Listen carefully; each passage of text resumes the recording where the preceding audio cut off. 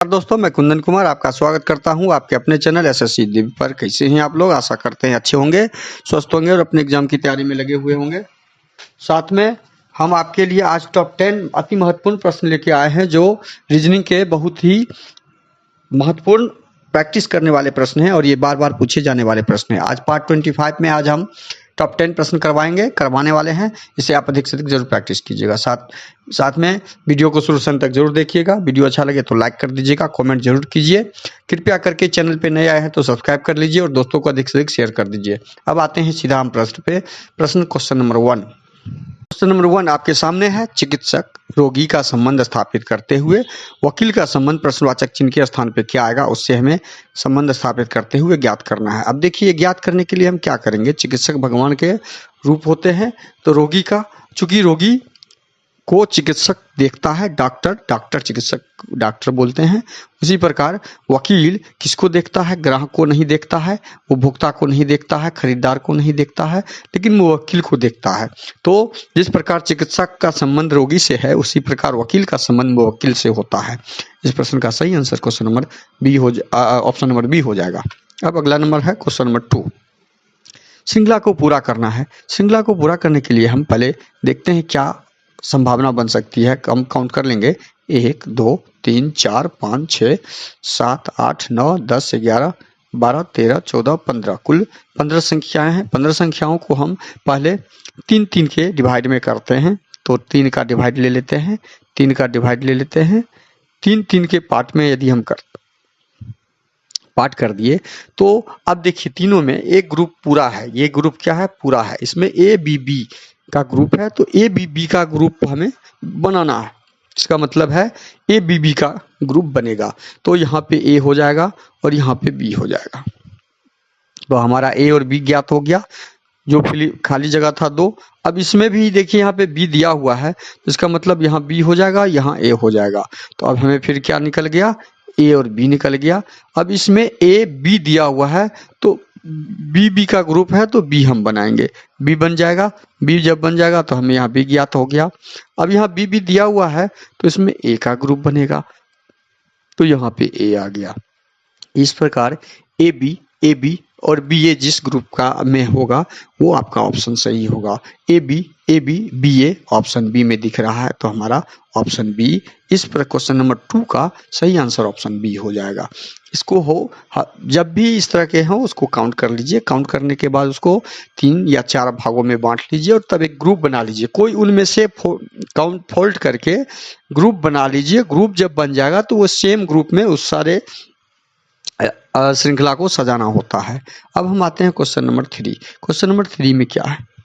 7 को 50 किया गया, तो 7 का संबंध 50 से ज्ञात करते हुए प्रश्नवाचक चिन्ह का संबंध हमें ज्ञात करना है।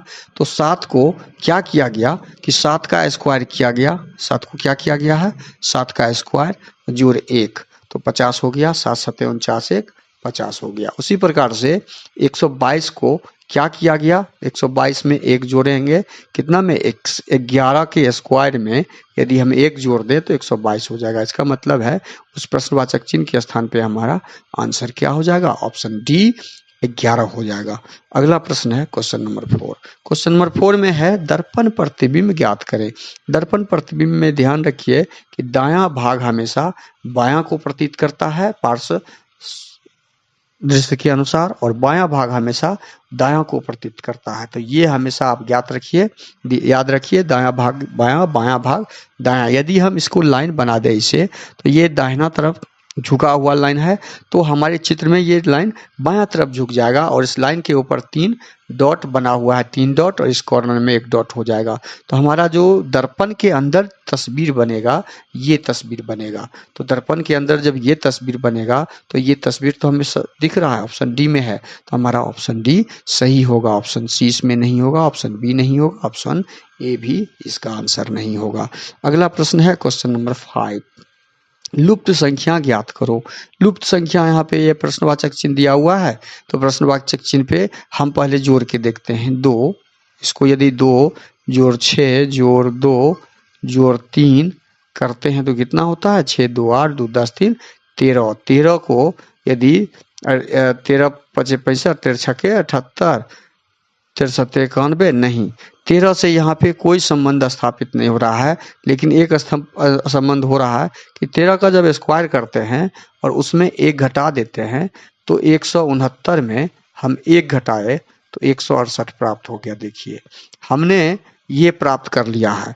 ये संख्या कैसे बनी, इस सारे संख्याओं के साथ संबंध स्थापित करते हुए हमने ये ज्ञात कर लिया 168। अब देखिए दूसरा तस्वीर का, ये तस्वीर नंबर 1 का था। अब तस्वीर नंबर 2 का हम ज्ञात करते हैं। ये तस्वीर नंबर 2 का यहाँ पे यदि ज्ञात करें तो 3 जोड़ 5 जोड़ 1 जोड़ 2 कितना हो रहा है, 5 3 8 1 9 2 11, और 11 का हम जब स्क्वायर करेंगे और तब 1 घटाएंगे तो हमारा 121 घटे 1 120 आ रहा है। बस देखिए हमने पैटर्न ढूंढ लिया, ये 120 और ये 120, ये पैटर्न हमने ढूंढ लिया। ये सेम पैटर्न हम इस तीसरे नंबर की आकृति के साथ भी अप्लाई करेंगे। ये तीसरे नंबर की आकृति के साथ सेम पैटर्न अप्लाई करेंगे।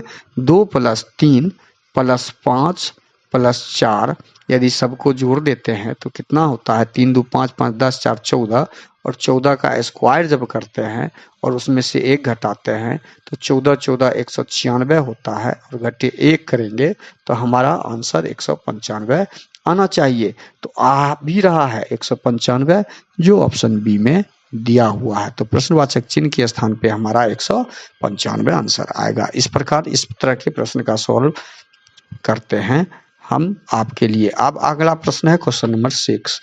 जानकी अपने घर से उत्तर की ओर 2 किलोमीटर चली।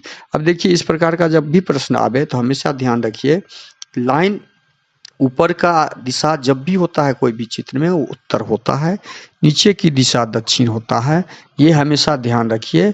और पूरब जो होता है दाहिना पूरब, और पश्चिम होता है बायां। ये दिशा का ज्ञान आपको बस इतना ही मार्किंग से हो जाना चाहिए, ये आम जानकारी है। अब जानकी क्या कर रही है, अपने घर से उत्तर की तरफ चल रही है। जानकी यहाँ से चली, उत्तर की ओर चली तो ऊपर उत्तर होगा, उत्तर की ओर चली 2 किलोमीटर चली, 2 किलोमीटर चली, वो 2 किलोमीटर लिख दिए। वहाँ से वह दाईं ओर मुड़कर 1 किलो, फिर वहाँ से वो दाईं ओर मुड़ी 1 किलोमीटर चली, 1 किलोमीटर चली दाईं तरफ, दायां हो गया पूरब, फिर वह दोबारा दाईं ओर मुड़ी, फिर यहाँ से ये क्या की, दाईं तरफ मुड़ गई, और दाईं तरफ मुड़ के फिर 2 किलोमीटर चली, फिर ये 2 किलोमीटर चली। तो अब ये किस दिशा की ओर है, ये दक्षिण की दिशा। प्रश्न में यही न पूछा गया है, ये किस दिशा की ओर जा रही है, तो दक्षिण की। नीचे की तरफ कौन सी दिशा है, यहाँ पे दक्षिण है। तो इस प्रश्न का सही आंसर ऑप्शन सी हो जाएगा। इस प्रकार दिशा का हम आंसर ज्ञात करते हैं। अगला प्रश्न है क्वेश्चन नंबर 7। नीचे के पासे में 2 प्रारूपों को दर्शाया गया। देखिए पासा 2 दिया हुआ है। 2 पहले तो जानकारी होना चाहिए, पासा 2 प्रकार के होते हैं, एक मानक पासा होता है और एक सामान्य पासा होता है। हमारे सामने जो ये प्रश्न में दिया हुआ है किस प्रकार का पासा है। सामान्य पासा का मतलब है दी गई शाखा पासाओं की श्रृंखला में जिसके फलक, उनमें से किसी भी एक भी पासे के सामने के फलक का योग 7 हो जाए तो वो पासा। देखिए 3 2 5, कोई 2 फलक का जोड़ लेते हैं, 3 1 4, ये नहीं है 4 3 7। देखिए इस दोनों को जब हम जोड़ते हैं तो 7 हमें प्राप्त होता है, दोनों को जोड़ने से 7। इसका मतलब है ये सामान्य पासा है। ये पासा हमारा कौन सा है, सामान्य पासा है। जब सामान्य पासा हो तब हम कॉमन संख्या देखते हैं, तब उसमें क्या देखते हैं, कॉमन संख्या पहले ज्ञात करते हैं। अब पासा 1 और पासा 2 में कॉमन संख्या कौन सा है, 3 है। कॉमन संख्या हमारे सामने इस पासे में भी 2 में भी 3 और 1 में भी 3 3 है। तो 1 का कॉमन हम पहले लिख देंगे, कॉमन लिख देते हैं। उसके बाद हम क्लॉकवाइज चलते हैं। क्लॉकवाइज जब चलेंगे, ऐसे क्लॉकवाइज चलेंगे क्लॉकवाइज दिशा में, तो 3 के बाद हमारा यहाँ पे 2 आएगा, हम 2 लिख देंगे। और इसके 3 के बाद सेकेंड पासे में 5 आ रहा है। अब उसके बाद फिर 2 के बाद क्लॉकवाइज चलेंगे, 1 आएगा तो 1 लिख देंगे। और यहाँ पे हमारा क्लॉकवाइज 4 आ रहा है, 4 लिख देंगे। इसका मतलब ये हुआ कि 2 के विपरीत संख्या 5 और 1 के विपरीत संख्या 4 होगा। अब इसमें हमें पूछा क्या गया है कि 2 के विपरीत, ये पूछा गया है कि अंक 2 के विपरीत, अंक 2 के विपरीत यहाँ पे हमारा आंसर हो जाएगा 5। अंक 2 के विपरीत संख्या हमारा 5 हो जाएगा, जो ऑप्शन बी में दिया हुआ है। अगला प्रश्न है क्वेश्चन नंबर 8। दिए गए समूह में भिन्न संख्याओं को पहचान करना है। अभी ये देखिए, इसमें जोड़ घटाव गुणा भाग कोई भी गणितीय संक्रियाएं लगा के हम इसे ज्ञात कर सकते हैं, कोई भी गणितीय संक्रिया। तो गणितीय संक्रिया तो सीधा दिख रहा है, ये 13 का गुणज है, 13 से इसमें भाग लग जा रहा है, ये भी 13 से भाग लगा दे रहा है, लेकिन इसमें 13 से भाग नहीं लग रहा है। तो ये आपका इस चारों में भिन्न है, तो इस तरह ऑप्शन बी आपका विषम हो जाएगा। अगला क्वेश्चन नंबर 9। नंबर को क्या किया है? NUM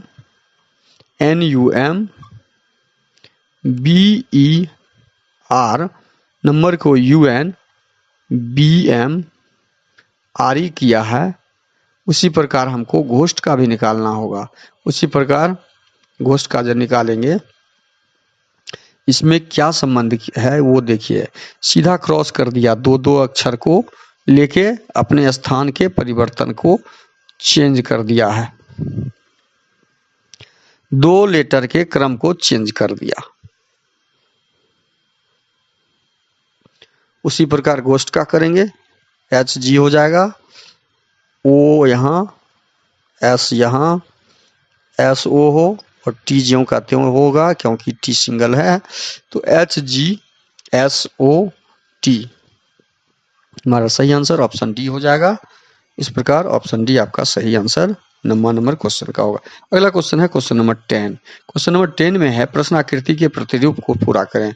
यहाँ पे माइनस है, माइनस का चिन्ह है, तो माइनस का चिन्ह यहाँ भी होगा, साथ में गोल का होगा और एक लाइन होगा, जो ऑप्शन बी में सीधा सीधा दिख रहा है। तो इस प्रश्न का सही आंसर ऑप्शन बी हो जाएगा। ए नहीं होगा, सी नहीं होगा, डी भी नहीं होगा।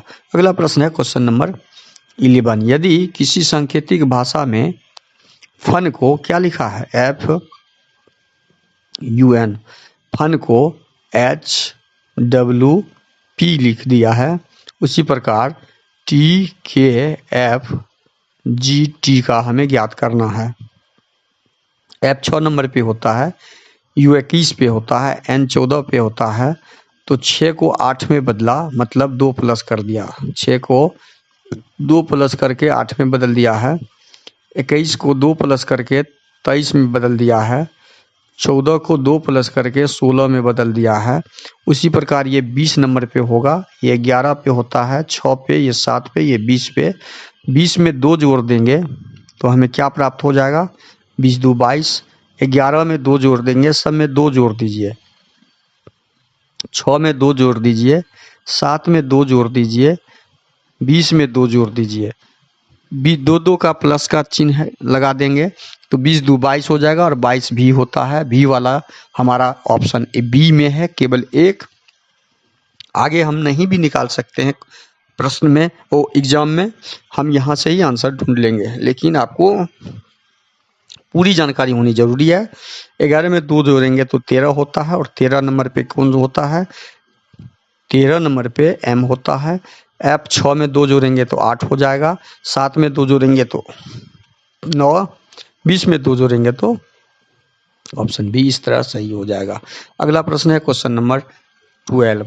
प्रश्न आकृति कौन सी उत्तर आकृति में सन्निहित है? ये प्रश्न आकृति जो है, ये आकृति option A B C D में नहीं है, सी में भी कहीं निहित नहीं दिख रहा है, बी में भी नहीं दिख रहा है, लेकिन ये देखिए आकृति इस आकृति में निहित दिख रहा है। तो यही तो हमें ढूंढना था कि ये आकृति आखिर है किस में। तो इस प्रकार ऑप्शन ए हमारा सही आंसर हो जाएगा। अगला प्रश्न है क्वेश्चन नंबर 13। यदि HACB का कोड 3132 है तो H 8 नंबर पे होता है, A1 C 3 B 2।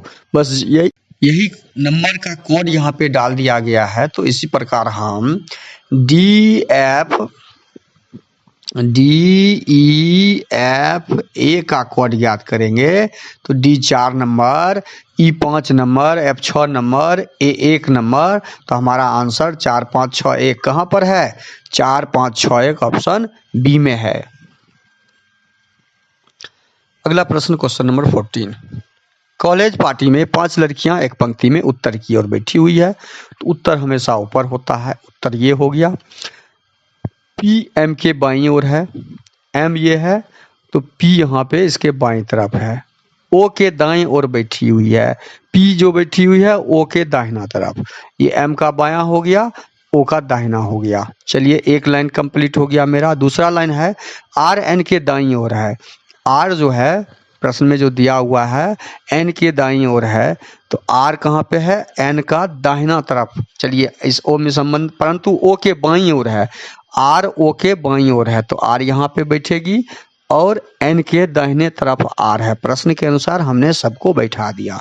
5 व्यक्ति था, पांचों को बैठा दिया, पांचों लड़कियों को बैठा दिए और पांचों उत्तर मुख की ओर बैठी हुई है, बैठा दिए। अब हमें पूछा गया बीच में कौन सी बैठी हुई है। तो इधर से 2 बैठी हुई है, इधर से 2, तो बीच में हमारा O बैठी हुई है।